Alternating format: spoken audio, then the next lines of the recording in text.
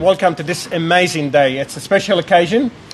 It's been tailored for one reason, is to allow us to celebrate the opportunities that we have currently, and thanks to you for making it possible, and to what's coming forward. And later we'll have a chance to listen to our Premier to talk about future opportunities. And after that, we'll have an opportunity to listen to our Premier and Chancellor, Jennifer Westacott, to talk about the journey moving forward and how can we all work together and to ensure that we can celebrate these opportunities. Most importantly, I'd love to acknowledge this venue, the Bankstown Sports Group, for being an amazing, generous and humble host. Today's activity is being fully supported by the Bankstown Sports Group. So to them we say thank you for their generosity and for their gracious support. And for this venue, it's so amazing and it's wonderful. You have a 360 views, so it doesn't matter what occasion you have, you'll have a reason to celebrate. So for you, please remember, for future purpose, come back and enjoy the facility here. As we say, celebrating opportunities involve recognising and appreciating moments for growth, success and positive change. Thanks to you all for making this possible. Today we gather not only to celebrate our achievement, but also to embrace the opportunities that lie ahead. We are privileged to have with us the Premier of New South Wales, the Honourable Chris Minns, whose leadership and vision have been instrumental in shaping the future of our state. In our region, we are blessed with a wealth of opportunities across various sectors, from innovative industries, cutting-edge research, the thriving arts and vibrant community. These opportunities are testament to the hard work and dedication and collaborative spirit that define us. Remember that our region is home to entrepreneurs, an ideal place to do business, to bring up your family. Thanks to Western Sydney University for being present in our CBD as a beacon of hope, to TAFE and all other training colleges for giving us more pathways. And we can't forget businesses, who are often referred to as the engine room of the economy because they play a critical role in driving economic growth and development. As we look for the future, let's remember that every challenge we face is also an opportunity to grow, to innovate, to excel together. We can continue to build a higher and a brighter and more prosperous future for all of us. You're all equally important, but on your behalf, I'd love to acknowledge the presence of our Premier, the Honourable Chris Minns, the Honourable Jihad Dib, Member for Bankstown, Minister for Customer Service, Digital Government, Minister for Emergency Services and Minister for Youth Justice, Professor Jennifer Westacott, Chancellor of Western Sydney University, John Murray, Chairman of Bankstown Sports, David Saliba MP, the Member for Fairfield, Michael Clancy, CEO for Bankstown Sports Group, Nathan Hakari, the Member for Leppington, Superintendent Rod Hart, a new commander for Bankstown Police, and to you, Rod, welcome on board, and we look forward to work with you closely. Lieutenant Commander Christy Oakley from the Australian Defence Force, Chief Inspector Darren Sly from Bankstown Police Command, Clyde Sheehan, the Director from Small Business Commissioner, obviously our Deputy Mayor Rochelle Harika. On this occasion, she's representing Mayor Bilal. Councillor Pascal Esper, he's representing Mayor of Bearwood. Joseph Rizek AM, the CEO for Arab Bank. James Carey, the Director for City Future for Canterbury Bankstown Council. Bill Parasiris, the Vice President Infrastructure and Commercial for Western Sydney Uni and the Chamber of Commerce Chairman. David Galan, CEO for Walker Corporation. Zaid Al-Bashir from Sales Executive Qatar Airways.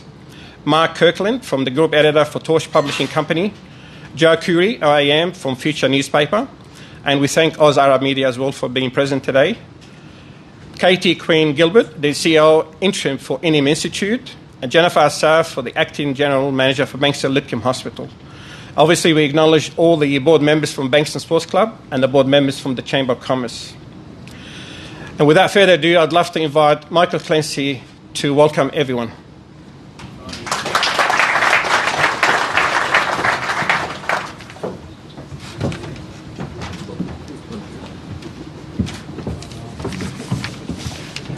Thank you, Wally. Good afternoon, everyone, and thank you for joining us at Ladybank's rooftop. And welcome to our distinguished guests here today. including the Honourable Chris Minns, Premier of New South Wales, Honourable Jihad Dib, Member for Bankstown, Canterbury Bankstown's Mayor, Bilal El Hayak, and to many other key community and business sectors that are here today. Also, a special thank you to Wally for putting this day together, the CEO of Canterbury Bankstown Chamber of Commerce, for bringing us all here together. For over 66 years, our club has been a leader in the community investment and entertainment of Western Sydney. Today we stand atop of the Flinders Centre, our 9-storey office tower at the beautiful Lady Banks, which we consider the jewel in Bankstown's crown. When fully occupied, this modern hub will house over 1,100 tenants, underscoring our commitment to drive commercial growth and development in Bankstown. Our office tower features a large childcare facility, a gym, allied health services, retail space, and of course 8 levels of commercial office space. Our club below boasts a diverse array of business and entertainment amenities, including 8 restaurants, a brewery, a theatre, a Mercure hotel, Monkey Mania, and over 10,000 square metres of event space. Our membership base is over 180,000. We employ some 650 staff, most of whom are local residents. And we welcome over 1.5 million visitors through our doors every year. This highlights the importance of our partnership between community and business. Bankstown Sports is central to Western Sydney's dynamic and continued growth. From this vantage point, you can see the expansion all around us. Behind you, to the north, you can see Western Sydney's University campus. To the south, the industrial hub along the M5 corridor. To the west, up Marion Street, you'll see area management and Bankstown Airport. And of course, below us, you'll see the metro on its way. Our club is uniquely positioned to capitalise on all these government initiatives, and we're excited about what the future holds. With future state planning for housing density and the Council's master plan, we can work together to make Bankstown a premier location for entertainment and nighttime vibrancy, especially with the Metro's arrival, where people choose to live, work and play with everything right at their fingertips. Our club continues to grow grassroots sports in the area, so kids don't have to travel far to experience top quality sporting facilities, coaches and competitions. Our recent $1.5 million investment into Bankstown Memorial Oval is a testament to that. Together with Canterbury Bankstown Council, we cannot wait to show you the finished product. Every year we also pledge millions of dollars in support to local charity organisations, making sure our community has the support and services it needs to thrive. Our club has a connection with every single person in this room here today, one way or another, and we truly value those partnerships. Thank you for being here today, and please enjoy the club while you're here.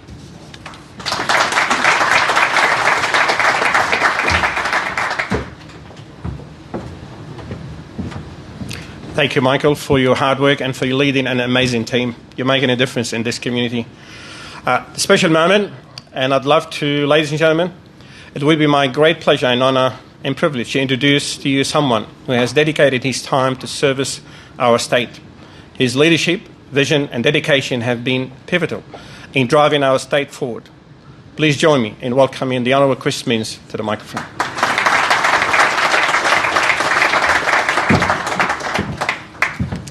Well, thanks so much, Wally. It's great to be here. I'd like to acknowledge the traditional owners, the Darug people, and thanks to Bankstown Sports and my colleagues, David and Nathan and Jihad Dib, the member for Bankstown, who greeted me really warmly down on the side of the street on my entry into Bankstown. I have to say a bit more warmly than his predecessor in the job, Tanya, who's thriving in a brand new political party. So I don't know if she's turning up a little later or not, but in any event, it's great to be here with all of you. And I really want to thank Wally for hosting this. This is really important. It's a great opportunity to get together, talk about the future of Bankstown, talk about the future of New South Wales. Thank you to John and Michael from Bankstown Sports. It's great to get a rundown of everything that's happening in this wonderful institution. Monkey Mania's here. We've got a Monkey Mania in the city. We call it Parliament House, but so it's nice to see that we're kicking goals in the city as well. And also thanks to Jennifer Westacott. And Jennifer has done amazing things through a long career in business in New South Wales. And I know that her drive and ambition for that wonderful institution, Western Sydney University, is undimmed and really important for this part of the world. Under her watch, the university continues to grow and expand, have enormous energy, but most importantly, most crucially, educating the next generation of young Australians, particularly those that live in Western Sydney. If you're driving through Bankstown these days, you can't miss the new campus. It's glowing red in the night sky. It used to be a car park, but now it dominates the horizon. I think it's also a visible reminder that there's just as much talent and excellence in Bankstown as in any other suburb in Sydney. All people who live here need is a fair go, just like everybody else in the city. It feels good to be in a crowd in Bankstown with you all today, celebrating this great part of New South Wales. Sometimes in public life we focus our energy on all the challenges we're facing. We look at the places we're falling behind or the problems we're struggling with. But that doesn't mean that we should lose sight of our successes and our achievements along the way. And by any measure, this is an exciting time to be living or working or establishing a business in Canterbury, Bankstown. It's a young place with a median age in the mid-30s. It's a diverse place with half the population born in a country other than Australia. And perhaps for this reason, it's a place that naturally embraces change and opportunity. It's not afraid of the next chapter, of what comes next. Now, to be honest with you, there are parts of Sydney that are squeamish about change, that resist it, that don't like development, that are fearful about what comes tomorrow. Places that potentially are threatened by a new apartment block or a home or a change to the use or the site or the surrounds of a community.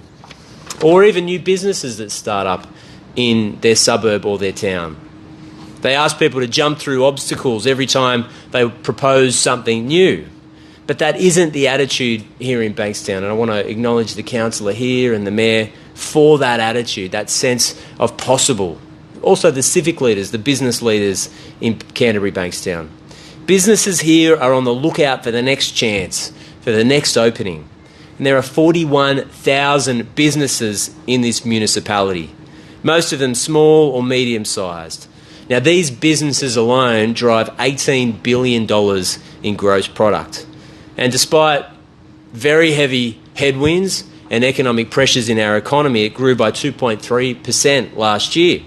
So there's a culture here that supports enterprise, a bit of risk-taking, a bit of an opportunity to look at success. People are looking for reasons to say yes rather than no. They want to grow. They want to explore new markets. They're thinking about diversifying, seeing what's available in other places and other marketplaces around the world. We're trying to harness that growth and provide that level of infrastructure that a growing community absolutely needs. And with the new Bankstown Hospital, the first significant upgrade to health in this area for 25 years, we will make that change. With the new metro line going from Canterbury to Bankstown through Campsie, Belmore and Lakemba, we'll make that change. And with new preschools and education upgrades, the future looks bright.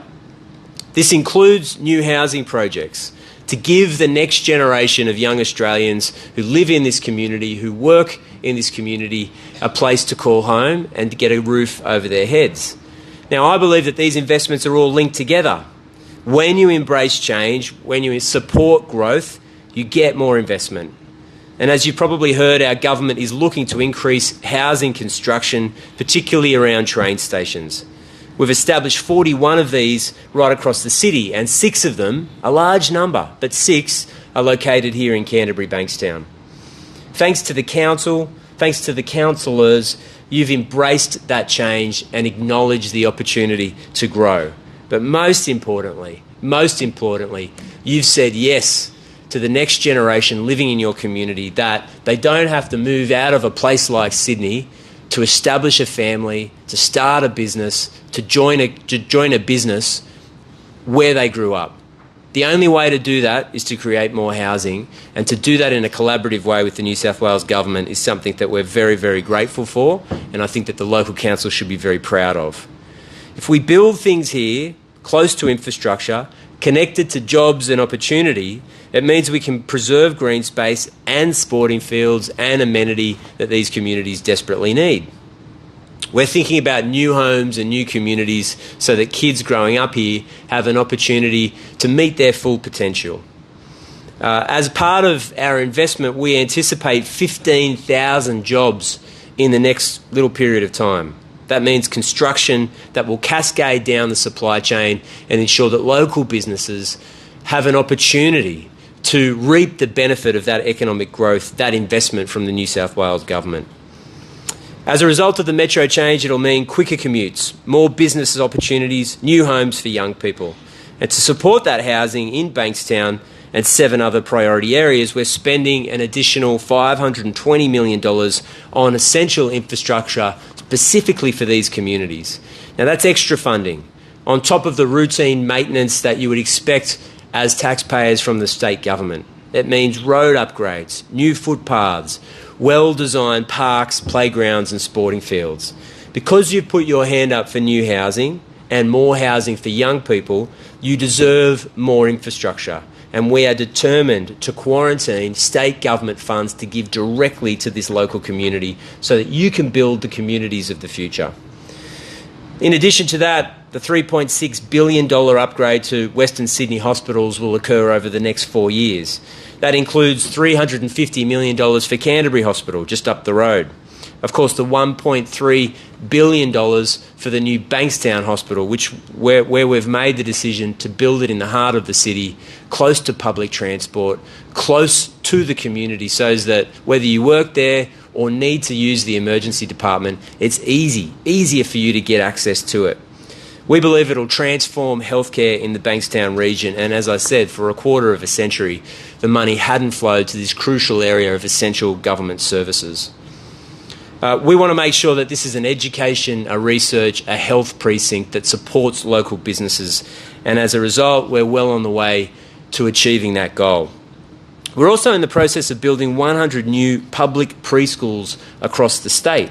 4 will be built in the Canterbury Bankstown area: Birrong, Chullora, Harcourt and Yagoona. Now, if you think about it, this is absolutely important. There wouldn't be a business in this community, in this crowd today, that doesn't have severe labour shortages or an appreciation that it's very difficult to get skilled labour in the current economy. We need to be in a position where we're encouraging particularly women to re-enter the workforce, but that can only happen if they've got children, if we have affordable, accessible childcare, early childhood education in the local community. So that's what that investment's for. Look, I could go on and on. The essential line here is the government's vision for Bankstown is that we want to make sure that you've got the essential infrastructure to cope with a growing community. We acknowledge that this is a community of migrants, people that have come from around the world to follow their dreams, to join communities, to start businesses, to be part of one of the most exciting economies and communities in the whole world. But the council, the business community, the civic leadership cannot do it by yourself. You need the New South Wales Government to do it in partnership with you, and that's what I'm determined to do, and that's my promise as well as my colleagues' promise to all of you today. Thank you so much. Thanks, Wally.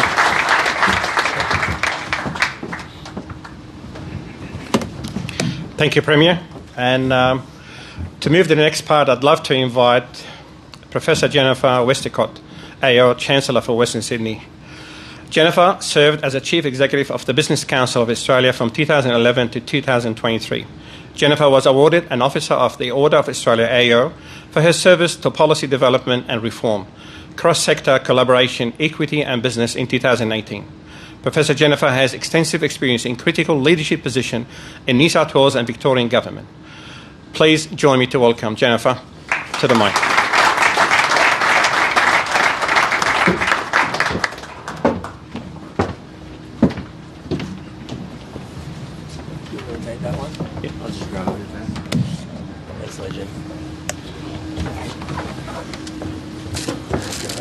have left and will travel. I take that everywhere I go. Well, Premier, thanks so much for that fantastic speech. If we could just sort of go to your vision, which you've outlined a fair bit of today, but just take us sort of to kind of 20 years from now, how you see something like Bankstown and Canterbury looking and being in the role it will play in the New South Wales, not just economy, but in society. Yeah, I think that's a really good question, and I think the policymakers, local politicians, have a tendency to look to the next election or maybe even to tomorrow's newspaper, but you miss a massive opportunity when you don't look down the road and see what's possible.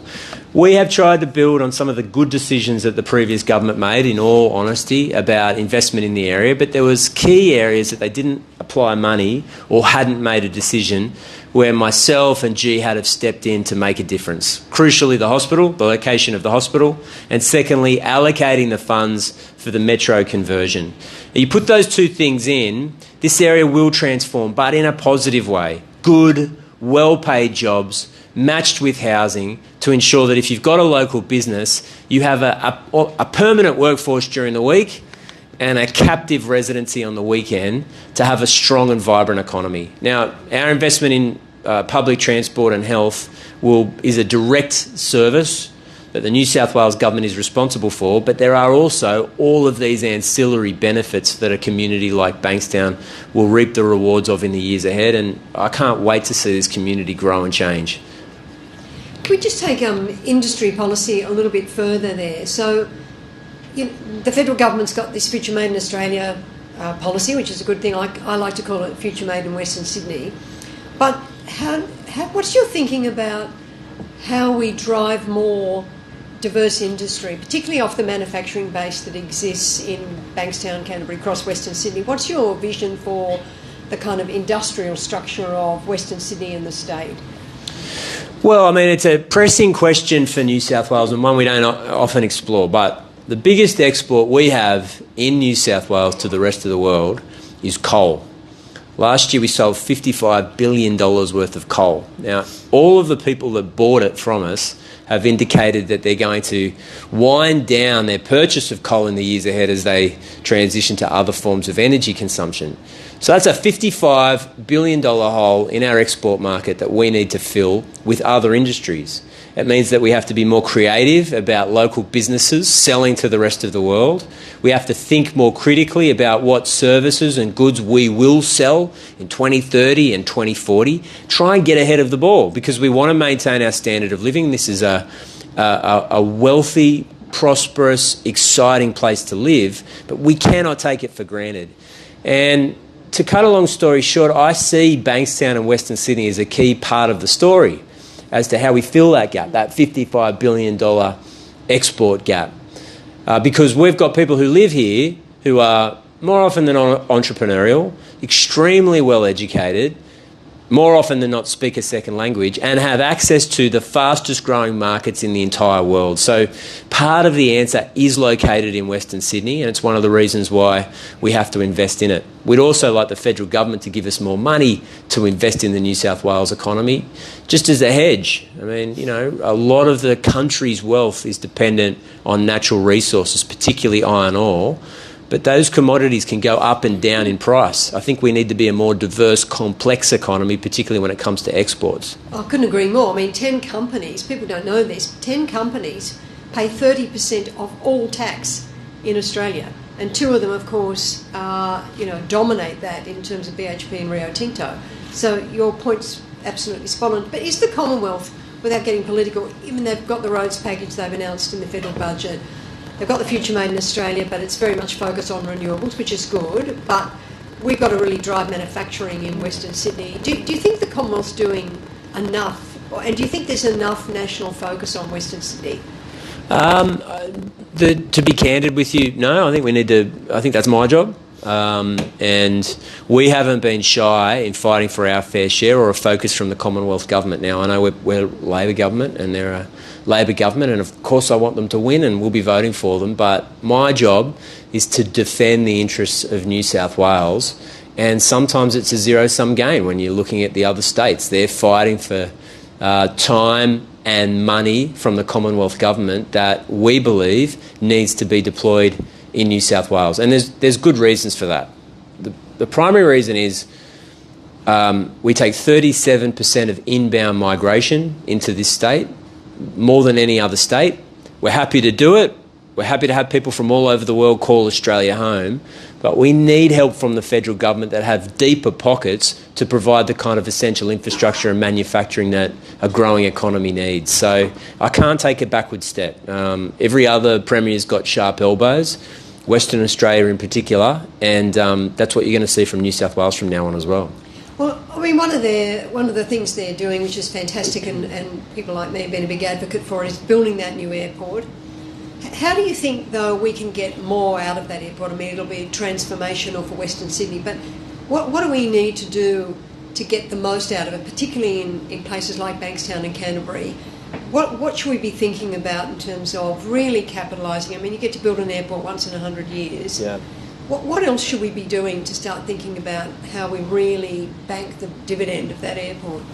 Yeah, I mean, I think it's an exciting opportunity for those businesses. There's a job to be done to entice international logistic firms to base themselves in Western Sydney, to access the airport, to see the opportunities. That'll be a joint project between the state, the feds, and private interests. My job really is to make sure that the metro opens on time, that the road infrastructure that's crucial to link up to the airport opens on time, that it becomes an exciting place as a transport and logistics hub. And it's well located. I mean, you've got the Moorebank Intermodal, you've got access to the New South Wales South Coast, you've got a brand new airport, you've got new train lines, new public transport infrastructure. There's massive opportunities there as a driver of economic growth. But we need to make sure that essential infrastructure goes in on time. And I'll be candid with you. We're up against the clock on it. We need to deliver. Absolutely. Just, Queen, turn to housing. When you made some fantastic announcements in the budget this year on housing, the first time I've seen really a government really go hard on social and affordable housing, and you've got a big vision for housing. Just take us through that vision for housing and the transformation of housing and affordable housing. And then second part of that question, how do we get a compact with the community to support what you're doing? Like, you've made a great point today that the community here has taken a lot of the housing pressure and you're rewarding them with infrastructure. But how do we get the whole community to sort of back what you're trying to do so that we don't end up with that real inequality across Sydney that has happened for so long, where so many councils who could do more don't do more, and so you end up with all of these inefficiencies in infrastructure. So tell us about your vision, and then let's get into how can we help you and get other communities to back you in. Yeah, I mean, I've got a really simple premise when it comes to housing growth in a place like Sydney, and that is, my view is, most reasonable people are prepared to take their fair share of development, but they're not prepared to take their share and someone else's share and someone else's share because they don't want to have it. And what ends up happening is you get, lumpy outcomes. You get major areas of urban density and growth, while other areas who put up the walls miss out. And for too long, there's been an acquiescence from the New South Wales government of different political persuasions to say, yeah, that's okay, we won't intervene. It's not fair. Sydney's the 800th densest city in the world. We can build closer to public transport infrastructure. It does mean that areas that are serviced by new metros, particularly on the lower North Shore and the that northwest corridor, are going to have to take more. But we want to do it in a collaborative way. And the reason we want to do it is a report that came out 2 weeks ago indicating that Sydney is the second most expensive city in the world. Hong Kong's number 1, Vancouver's number 3. The median house price in Sydney is $1.6 million. Now, I'll tell you what the implications are for that. It means that we are losing twice as many young people between the ages of 25 and 35 as we gain. Twice as many leave, going to Brisbane, going to Adelaide, starting life somewhere else. Now, we have always had interstate migration, but traditionally it's been older people moving north for warmer weather. We're losing young people. People who want to start businesses and join your firm and join your business and coach soccer teams and start families in Sydney. The only way we're going to turn that around is if we have appropriate, modest housing growth, and the best way to do that is with public transport infrastructure that's already in place. And more broadly, how do you see your big housing reforms? I mean, you've got a big target there. You're doing work on planning. What else are you doing in the housing space? You've announced some stuff today around the CFMEU, which I think people would be interested in, which is, I think, you're the first state to really go pretty hard on this, and that, I think, bodes well for a kind of better construction industry. But tell us a bit more about your kind of broader vision for housing. Well, look, I made a difficult decision this morning on the way here at a media conference to appoint an independent administrator for the CFMEU in New South Wales. Now, that'll be... it's a tough call, but the right one for the industry. It's an intolerable situation to have a situation where there's accusations of significant criminal behaviour for a trade union in the state. If for no other reason, it gives the Labor movement a bad name. And Jennifer, there are people who've devoted their professional lives to trade unionism for safety, pay and conditions for their workforce. And they work around the clock on behalf of their members, and they've been let down by these revelations. We've also made a decision to remove the CFMEU from the New South Wales Labor Party. Now, these are difficult calls, but we believe that they're crucial for a state like New South Wales. Look, when it comes to housing and construction, there aren't easy answers, but in the last 12 months, we've had the largest rezoning for new housing in the state's history in the shortest period of time, and the largest investment in social housing in the state's history for a single budget. Over $5 billion to build nearly 9,000 new social housing for the state, and 50% of it will go to survivors of domestic violence. Wow. Well, can I, on behalf of everyone, thank you for that leadership on the CFMEU, because it is tough, and you're absolutely right. There are people working hard every day just to make workplaces safer and better, but we can't have an industry that is without integrity, because you can't get the sort of reform that you need to happen when people don't trust it. And so it's a great mark of your leadership to take that decision today. I know it's hard, but it's the sort of thing that I think will give everyone in this room a lot of confidence that the sort of things you want to get done can get done. Can we turn to skills now, because you've got a big vision there. Tell us about how, I mean, we're looking at our beautiful campus that Bill has made, an iconic building, but it is meant to be iconic.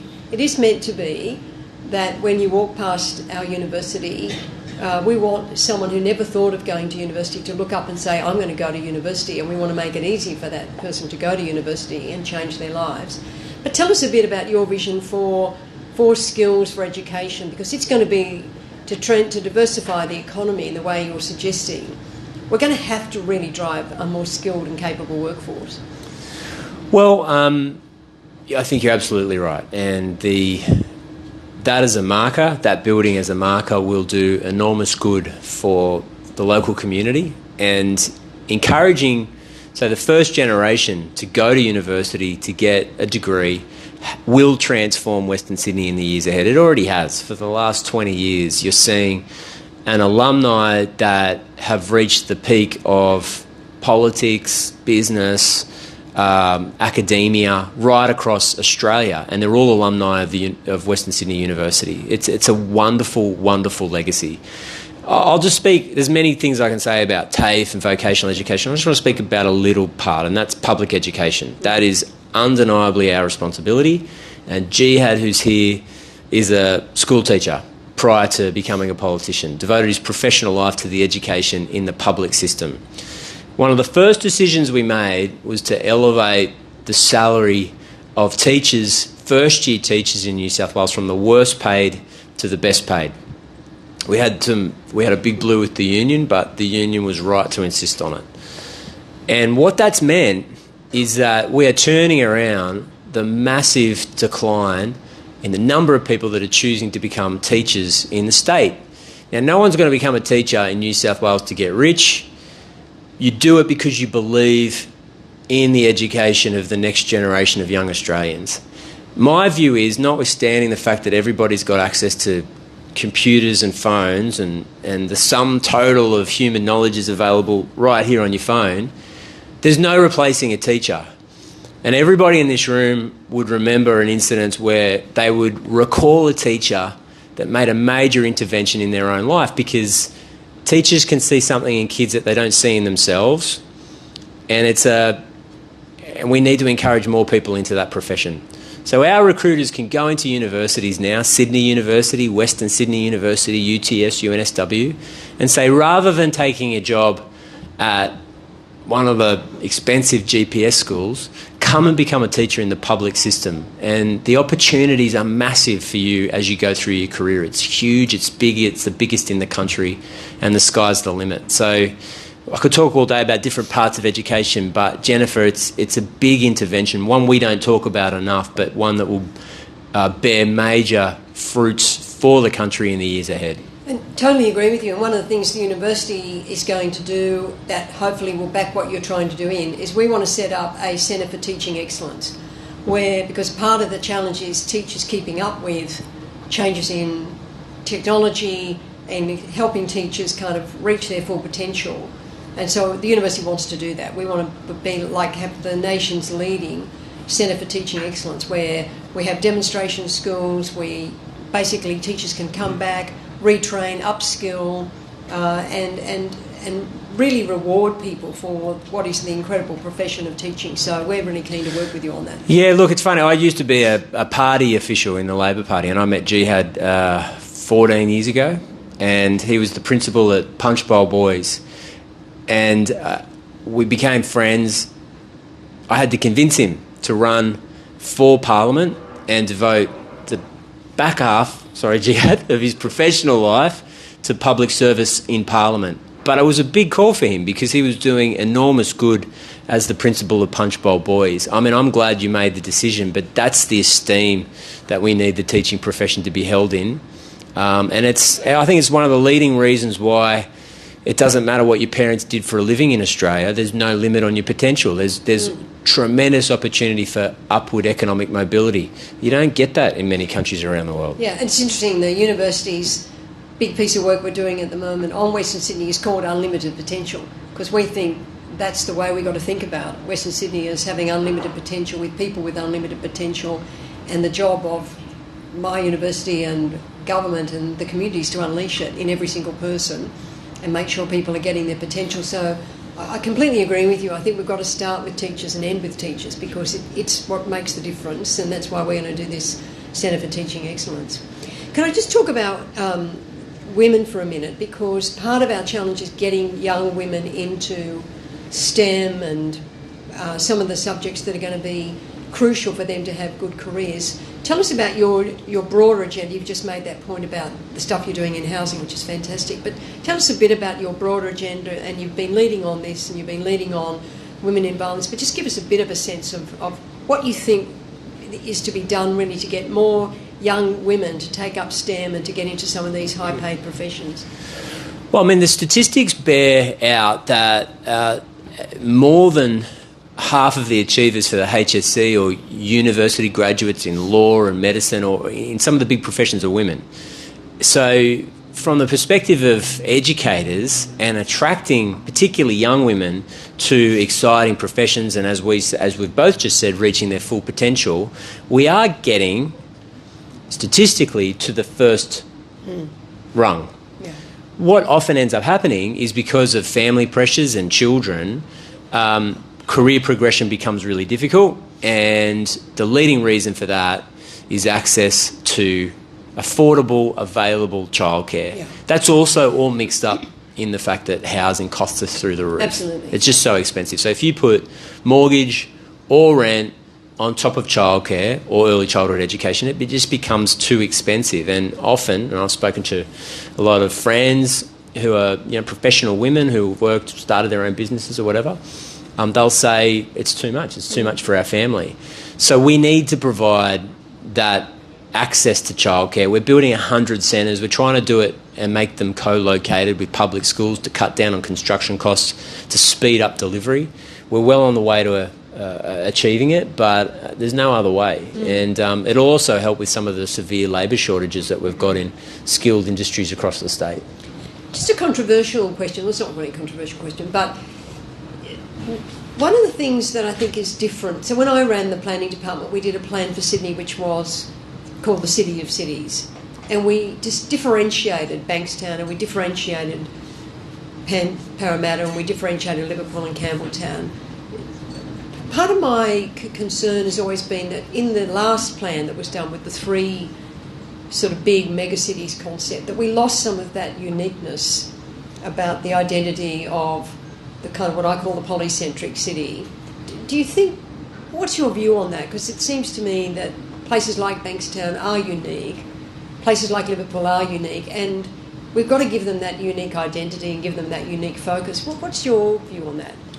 Well, I mean, look, we could release heaps of glossy pamphlets and hundreds of media releases, but at the end of the day, the proof's in the pudding. Yeah. We want to invest in this community. We think that's the best way of demonstrating our commitment to a place like Canterbury Bankstown, and it's an equity thing, it's a fairness thing. The previous government put a lot of effort and a lot of focus on Parramatta, and Parramatta has changed. It's changed radically, but it can't be at the expense of some of the fastest growing, most dynamic economies right across Western Sydney. Exactly. I'm going to open up to the floor in a second. Just one final question from me. You've outlined this incredible vision and you're getting stuff done, which is the most important thing. I mean, it's, I think what we see on the ground is the proof of the pudding. And I think that gives everyone a sense of excitement. But what can this community do to help? What do you need people doing when you think about your big agenda, the kind of huge things you've got to get done? What do you need business, what do you need community leaders to be doing to support you? Well, look, that's a good question.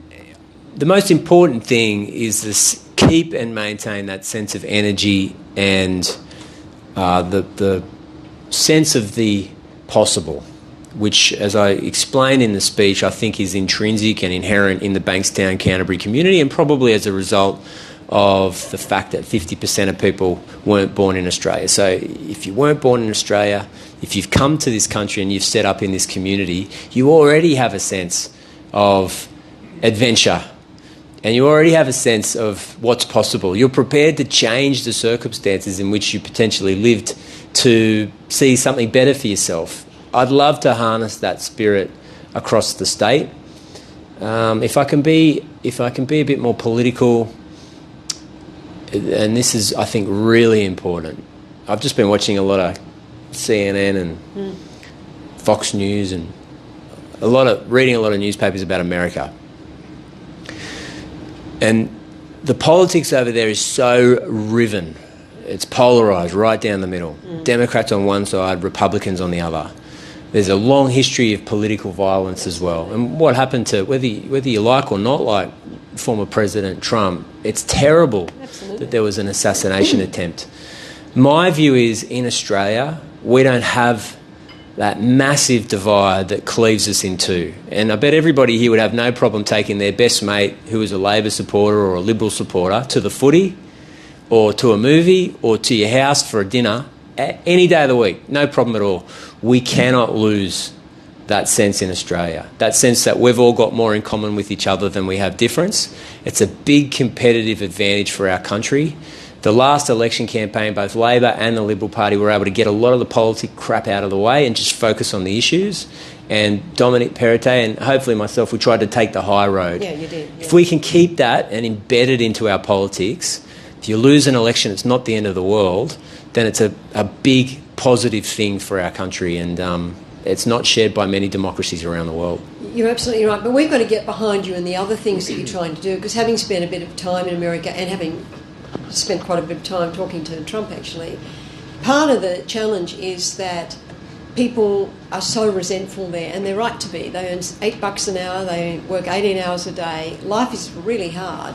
So the sort of things you're trying to do, get housing to be affordable, get transport to be accessible, get childcare available for people, get school and education accessible, pay our teachers properly, get our health system under control. These are the things that I think are essential to making sure the social fabric stays in place. And so we've got to support you in that agenda, because what I saw when I was in the US is people just feeling really resentful that no one was talking their language, no one cared about them. And Trump, like him or dislike him, he's been able to tap into that emotion of people feeling that no one talks to them. So I think what you're trying to do in a policy sense as well is really important. Time for a couple of questions for the Premier.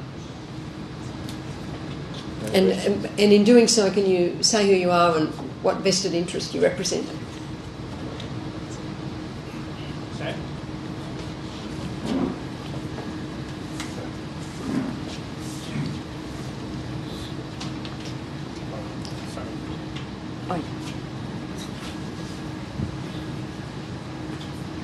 Good afternoon.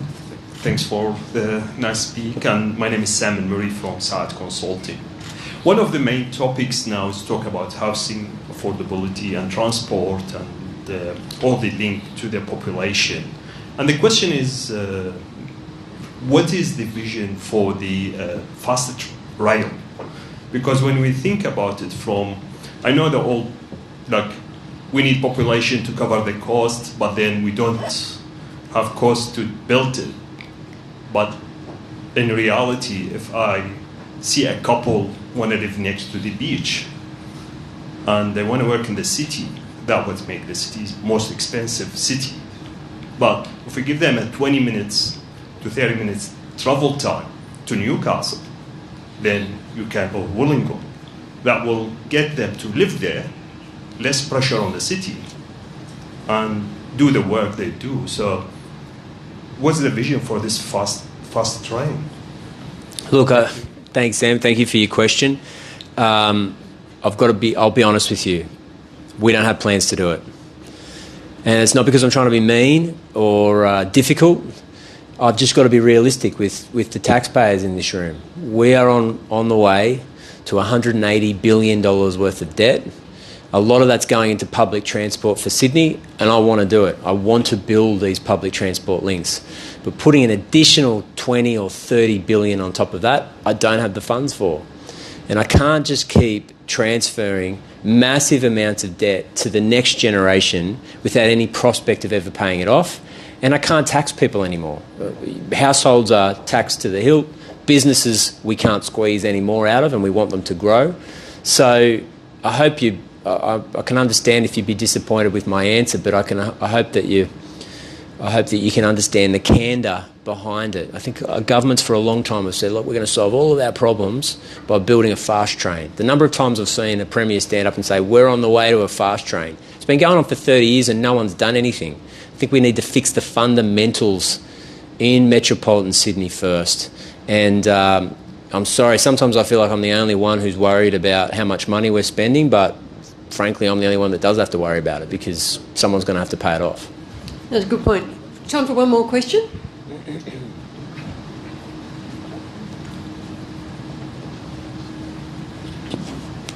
Joe Risk from the Arab Bank. Thank you, Premier. Thank you for the vision that you've articulated today. One of the things that I hear quite often from the business community is the lack of focus from the bureaucratic structure that you've got to deal with. You know, it's quite obvious that there's delays, and I can talk about housing, but I can talk about education, health and so forth. And these are all great visions that you have, and it's great to see the focus that you're giving to it. But the bureaucratic structure seems to be very, very difficult to deal with and get things going. So maybe for the audience here today, just your views about how do you motivate the bureaucrats to start thinking and focusing on those key elements?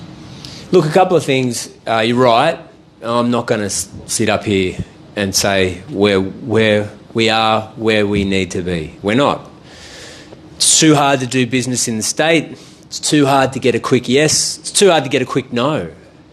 And as a result, we're losing capital and projects and investment in the state. It's going to other places. I could give you chapter and verse of the 100 things that Paul Scully's done to reduce red tape, to declutter agencies, to get rid of quongos, to remove planning restrictions on height. But the truth is we have to change the culture. And I speak to a lot of businesses that do business in Queensland and New South Wales, and they say, for whatever reason, when you do business in Queensland, more often than not, you'll be met by a bureaucrat who says, how do we get to yes? Exactly. In New South Wales, historically, the culture's been, this form's not filled in right, it goes to the back of the queue, start again. So we have to change all of that. Maybe it's been a problem of, oh, look, I'm going to get in trouble if I tick yes and progress this. But I'm hoping that we've created the space for the, there's 400,000 public servants in New South Wales. It's going to take a bit of time, but I can promise you I don't believe where we need to be, that change is desperately needed, and we'll make as many administrative changes as we possibly can. My hope is that the culture changes alongside it. And I think it's a really important point, and I think we need to back you in on that, because I think a lot of people are frightened to take decisions. And when I was the Director General of Planning in New South Wales, I used to write on files, the next best answer to yes is no. It's not another 6 months of mucking people around. If it's no, it's no, and then people can pursue their legal avenues, but it isn't having another working group looking at something. So all power to your arm there. Look, we need to wrap up. Obviously, we could talk for hours about all of these topics, but we're going to have a vote of thanks. But can I ask you to join with me in thanking the Premier? Thank you.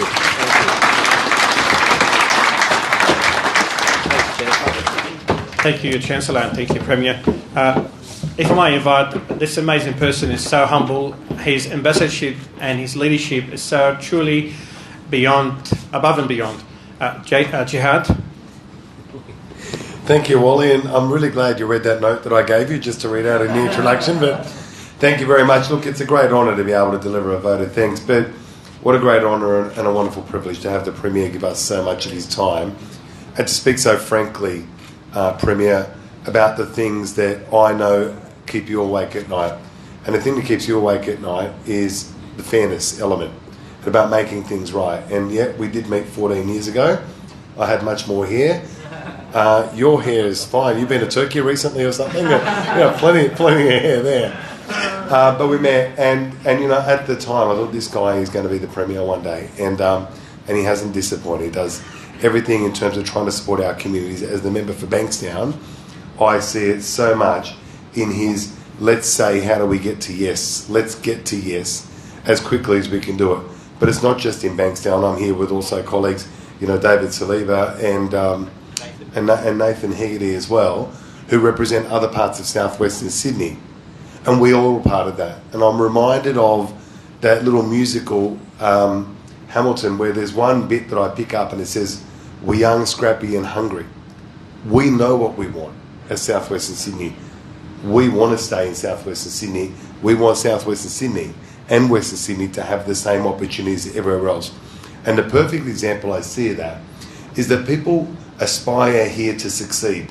They don't aspire to leave. And we see that with people who have made a lot of money, done really well. All they've done is knock down their fibre and build the most amazing house, probably with 3 granny flats at the back, but the most amazing house. They've built their businesses here. They keep sending their kids to school here, and they want to see this to succeed. And I think that is what you've encapsulated, Premier, in what this community is about. We've got a Premier who says, let's make this happen. We've got a community here that supports it. Wally, your leadership of the chamber is phenomenal. You bring an incredibly diverse group of people here. Not only business leaders, but thought leaders, media leaders, academics. You bring us all together with the one purpose, and that one purpose is what can we do to make this place the best place. It's not a competition between us and someone else. It's a competition with ourselves. We know what we've got the capacity to do. Let's reach that full capacity. So really appreciate everyone coming out here today to spend some time here, to listen to our Premier, but also to mingle with one another to be able to share that vision. Because when we've got the shared vision and that sense of motivation, we do it. And Karen, welcome to the role. You touched on it, that university, and I've said it before, when I was at the school, kids could not look nearby and think about a university they could attend. It was a place, as one of the kids said, it's not for people like us, sir. I've never forgotten that. Our community sees that and says, we can be there. This is us. We deserve everything, and we know that we can achieve it. So that is like a beacon that sits on the top of the hill at Bankstown that shines so much brighter than anybody else could ever know. Thank you, everybody. Enjoy the rest of the afternoon, and thanks again, Wally. Thank you, Jihad. Time to mingle, but if I might invite the Premier to make a presentation to Michael Clancy, please. Jihad, join him. Say it's all here.